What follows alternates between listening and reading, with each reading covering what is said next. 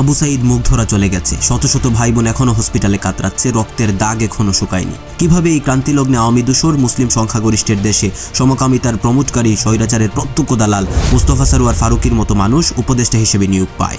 প্রাথমিক স্বাধীনতা 5 আগস্ট পেয়েছি আর আশা করছি দেশ ঘুরে দাঁড়াবে এই অন্তর্বর্তীকালীন সরকারের হাত ধরে। কিন্তু অবাক হবে নেতা জেনে, আমরা তো এতদিন জানতাম সমন্বয়করা মিলে উপদেষ্টা নিয়োগ কাজ করছেন, কিন্তু হাসনাত আব্দুল্লাহ সহ সমন্বয়করা এর বিরুদ্ধে প্রতিবাদ করছেন। তাইলে এইসবের মূলে কে আছে? কার ষড়যন্ত্রের কারণে ছাত্রদের রক্তের উপর দিয়ে ফেসিবাদের পুনর্বাসনের অপচেষ্টা চলছে? তার উত্তর আমাদের লাগবেই। দুঃখিত, আজকের ভিডিও ঘন্টা দুয়েকের মধ্যে রেডি করায় কোয়ালিটি এত ভালো করা সম্ভব হচ্ছে না। তবে যাই হোক, ভিডিও কোয়ালিটি থেকে প্রতিবাদ জরুরি। এইসব গুরুত্বপূর্ণ বিষয়ে দেরি না করে ইনস্ট্যান্ট পদক্ষেপ না নিলে সিচুয়েশন আরও খারাপ হবে।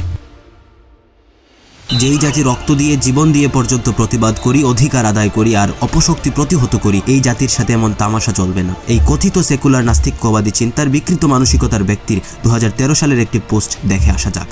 সে লিখেছে, আমাদের দেশে প্রথম অফিসিয়াল লেসবিয়ান কাপলের দেখা পাওয়া গেছে। যেই দেশে তেঁতুল হুজুর ওয়াজ করেন ছেলে মেয়ে অবাধ মেলামেশা নিষিদ্ধ, তাইলে কিভাবে এখন মেয়ে মেয়ে মেলামেশার দেখা পাওয়া গেল? নাউজুবিল্লাহ। একজন দেশের প্রখ্যাত আলেমীদিনকে তেঁতুল হুজুর নামে ব্যঙ্গ করে কথা বলা ব্যক্তি চায় দেশে অবাধ মেলামেশা চলুক। এই ব্যক্তিরা এই সমকামিতার মতো বিকৃত জিনিসের বীজ বাংলাদেশে রোপণের জন্য অনেক আগে থেকেই কাজ করে যাচ্ছে। 5 মে 2013 সাল, অগণিত মানুষ হত্যার পর এই ফারুকী লিখেছিল, শাপলা চত্বর জঞ্জালমুক্ত হয়েছে। একটু ভাবুন তো, আমরা এই উপদেষ্টার আসনে কাদেরকে বসাচ্ছি? যেই ব্যক্তি নানান সময় স্বৈরাচার সরকারকে তেলবাজি করে আসছে। শেখ মুজিব সাহেবের 7 মার্চের ভাষণ নাকি তার সারা জীবন শুনেও একঘেয়ে লাগেনি। শেখ হাসিনার পদলেহন করা ছিল যার নেশা, যে পলকের মতো স্বৈরাচারের ধূসরদের সাথে থাকতো, যার স্ত্রী সমকামীদের অধিকার আদায়ে নাটকে অভিনয় করত, যে জুলাইয়ের আন্দোলনের পর এমন দুঃসময় অন্তর্বর্তীকালীন সরকারের কাছে দাবি রেখেছিল জরুরি ভিত্তিতে যেন ধানমন্ডি 32 নম্বর বাড়ির সংস্কার করা হয়।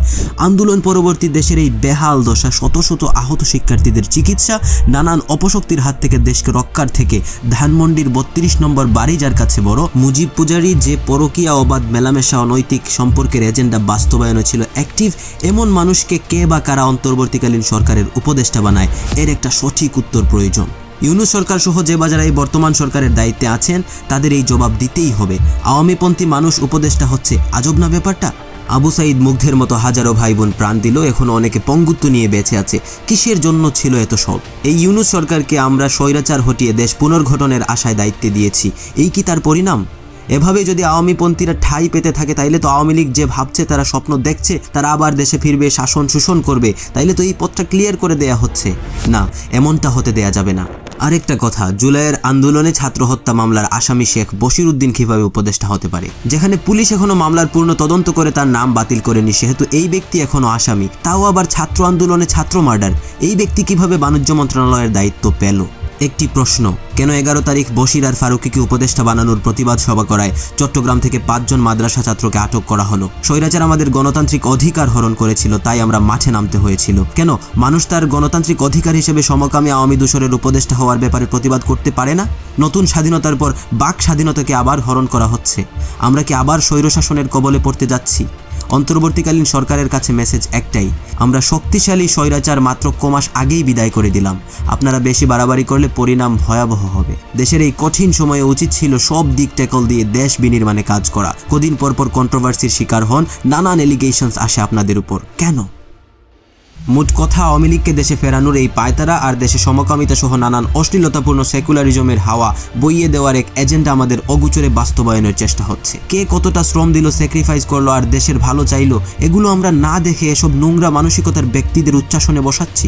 যোগ্য ত্যাগী সৎ মানুষ খুঁজলেই পাওয়া যাচ্ছে, কিন্তু কেন নেওয়া হচ্ছে না?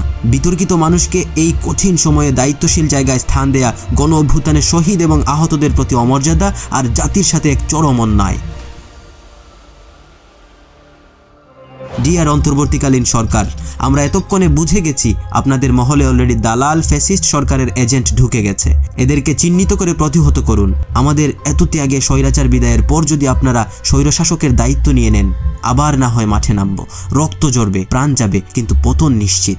একটি কথার বাস্তব মিল পাচ্ছি, স্বাধীনতা অর্জনের থেকে স্বাধীনতা রক্ষা করা কঠিন, আসলেই কঠিন।